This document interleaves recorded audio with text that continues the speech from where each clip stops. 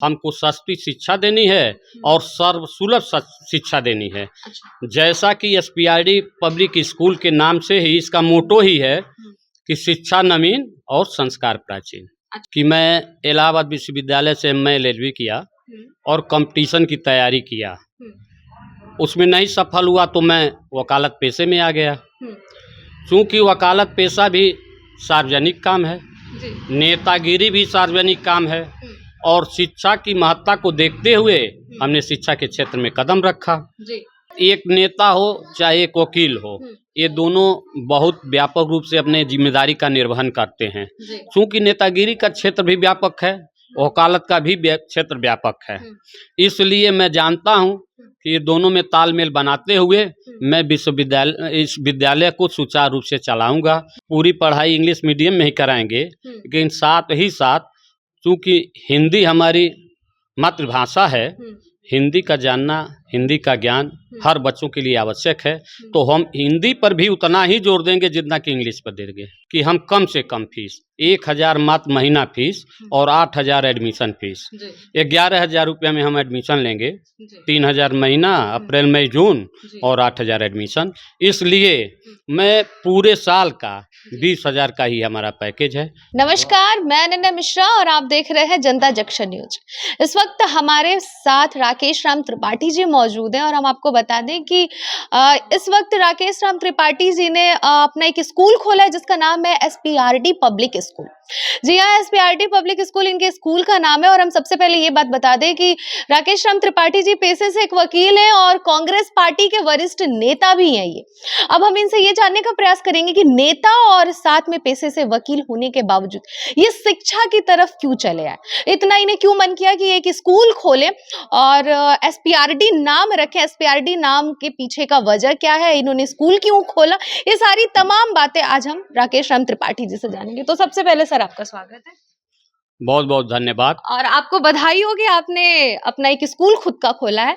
आप थोड़ा सा अपने स्कूल के बारे में बताइए कि एक नेता भी हैं आप, साथ ही पेशे से एक वकील भी हैं, फिर आप शिक्षा की तरफ कैसे हो गए? सबसे पहले तो मैं आपसे ये कहना चाहूँगा कि मैं इलाहाबाद विश्वविद्यालय से एमए एलएलबी किया और कंपटीशन की तैयारी किया, उसमें नहीं सफल हुआ तो मैं वकालत पेशे में आ गया। चूँकि वकालत पेशा भी सार्वजनिक काम है, नेतागिरी भी सार्वजनिक काम है और शिक्षा की महत्ता को देखते हुए हमने शिक्षा के क्षेत्र में कदम रखा। शिक्षा के क्षेत्र में कदम इसलिए रखा कि अन्य जगहों की तुलना में हमको सस्ती शिक्षा देनी है और सर्वसुलभ शिक्षा देनी है।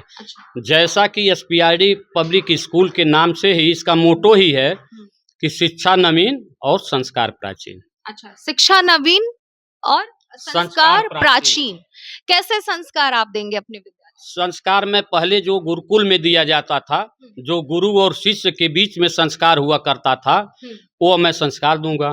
और नवीन शिक्षा इसलिए दूंगा कि दुनिया कहाँ से कहाँ जा रही है, ग्लोबलाइजेशन का युग है, तो ऐसी शिक्षा दूंगा कि कहीं भी जाने पर आदमी का इज्जत हो और वो अपनी रोजी रोटी कमा सके और देश का काम कर सके, परिवार का काम कर सके। आपको क्या लगता है कि आपके स्कूल में जो बच्चे आएंगे पढ़ने, जिस तरह से आप बता रहे हैं कि संस्कार प्राचीन होगा, शिक्षा नवीन होगा, अगर संस्कार की बात करें तो क्या लग रहा है प्राचीन संस्कार बच्चों के अंदर आएगा कि वो अपने घर भी जाके वही संस्कार में फॉलो करेंगे जो उन्हें अपने स्कूल से मिला रहेगा?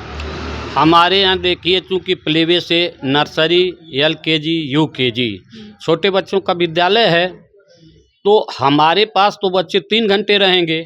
उसके बाद प्रमुख होता है उनके परिवार का वातावरण, उनके माँ बाप का संस्कार, और हमारे यहाँ तो हम कोशिश करेंगे और बेहतर से बेहतर संस्कार दें। आपको नहीं लगता सर कि ये जिम्मेदारी जो आप लिए हुए हैं, जिस तरह से पहले से आपके पास बागडोर है, पहले से है, एक नेता भी हैं, साथ में वकील भी हैं, इन तमाम नेता लोगों के पास, वकीलों के पास तमाम काम होते हैं, उसके बावजूद इस बीच में आप अपने स्कूल को कैसे देख रेख करेंगे? एक नेता हो चाहे एक वकील हो, ये दोनों बहुत व्यापक रूप से अपने जिम्मेदारी का निर्वहन करते हैं। क्योंकि नेतागिरी का क्षेत्र भी व्यापक है, वकालत का भी क्षेत्र व्यापक है, इसलिए मैं जानता हूँ कि ये दोनों में तालमेल बनाते हुए मैं इस विद्यालय को सुचारू रूप से चलाऊंगा। आज के 10 साल पहले 2012 में SPRD नाम की एक के नाम से मैंने एक खलीलाबाद में विश्वविद्यालय शुरू किया था। आज दूसरा ब्रांच रामनवमी के दिन खोलते हुए मुझे अपार हर्ष हो रहा है। हमें पूर्ण विश्वास है कि हम अपने मिशन में सफल होंगे और बच्चों को अच्छी शिक्षा और अच्छा संस्कार देंगे। लग रहा है आपको कि जिस तरह से खलीलाबाद में जो आपका विद्यालय उसी टक्कर में ये भी आ जाएगा? अब ये तो हमारे मेहनत के ऊपर है कि उसी टक्कर में आएगा कि उससे आगे जाएगा। ये तो हमारे परिश्रम के ऊपर है, आने वाला समय बताएगा। परिश्रम के ऊपर है। ये बताइए सर कि आजकल जो इंग्लिश मीडियम अगर स्कूल की बात करें तो लोग ज़्यादातर ध्यान देते हैं कि हमारा बच्चा इंग्लिश मीडियम में जाए, पढ़े, शिक्षा ग्रहण करे।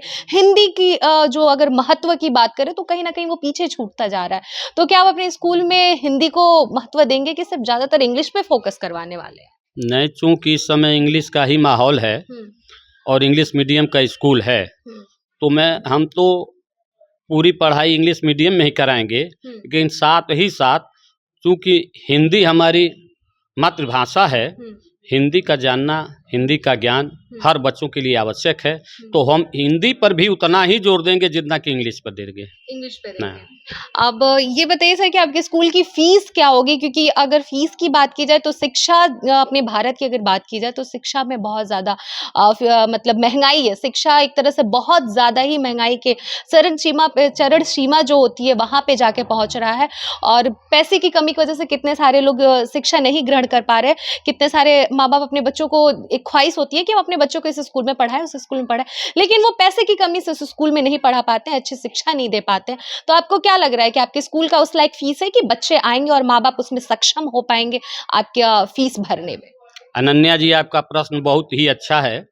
क्योंकि हमारे अगल बगल यहाँ से 1-2 किलोमीटर में बहुत छोटे छोटे बच्चों के विद्यालय हैं, लेकिन उनकी फीस अत्यधिक होने के नाते सब अभिभावक वो फीस देने में सक्षम नहीं हैं। इसी उद्देश्य से हमारे मित्रों ने, हमारे शुभचिंतकों ने और हमारे भी दिमाग में आया कि हम कम से कम फीस 1000 मात्र महीना फीस और 8000 एडमिशन फीस, 11000 रुपया में हम एडमिशन लेंगे, 3000 महीना अप्रैल मई जून और 8000 एडमिशन। इसलिए मैं पूरे साल का 20000 का ही हमारा पैकेज है और कम से कम में हम अत्यधिक छात्रों को शिक्षा देंगे। अत्यधिक छात्रों को ये हमारा उद्देश्य है।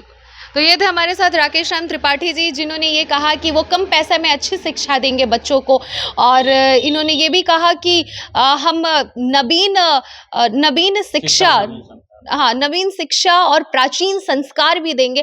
प्राचीन संस्कार से आप समझ सकते हैं कि पहले के ज़माने में जिस तरह से गुरु और एक शिक्षक में जो रिश्ते रहते थे, उस तरह से इनके विद्यालय की ये रिश्ता रहेगा। और इसके साथ ही इन्होंने ये भी बताया कि इनका खलीलाबाद में भी एक विद्यालय है जो काफ़ी अरसे से, काफ़ी लंबे टाइम से चलता आ रहा है और उसी का एक दूसरा यहाँ पे संस्था भी खुला हुआ है। तो इन्हें ये उम्मीद है कि इनका स्कूल अच्छे से चलेगा। इनके स्कूल में जो शिक्षक होंगे उनकी कड़ी मेहनत का फल आएगा। अगर वो उस तरह से मेहनत करेंगे तो बच्चे जरूर आएंगे। और साथ ही आपको ये भी बता दें कि आजकल इंग्लिश मीडियम के स्कूल में माँ बाप बहुत ज्यादा फोकस करते हैं बच्चों को लेकर कि हमारा बच्चा इस स्कूल में पढ़े, इसमें इंग्लिश मीडियम है, बहुत अच्छी पढ़ाई होती है, इंग्लिश पे बहुत ज्यादा लोगों का फोकस होता है। तो जैसा कि राकेश राम त्रिपाठी जी ने बताया कि बिल्कुल इनके स्कूल की फीस भी बहुत कम है। आप जो इन्होंने फीस बताया आप उससे समझ सकते हैं और आकलन कर सकते हैं कि इनका एडमिशन फीस मात्र 8000 रुपए है और प्लस 3000 रुपए, यानी कि 1000 रुपए हर महीने का फीस है।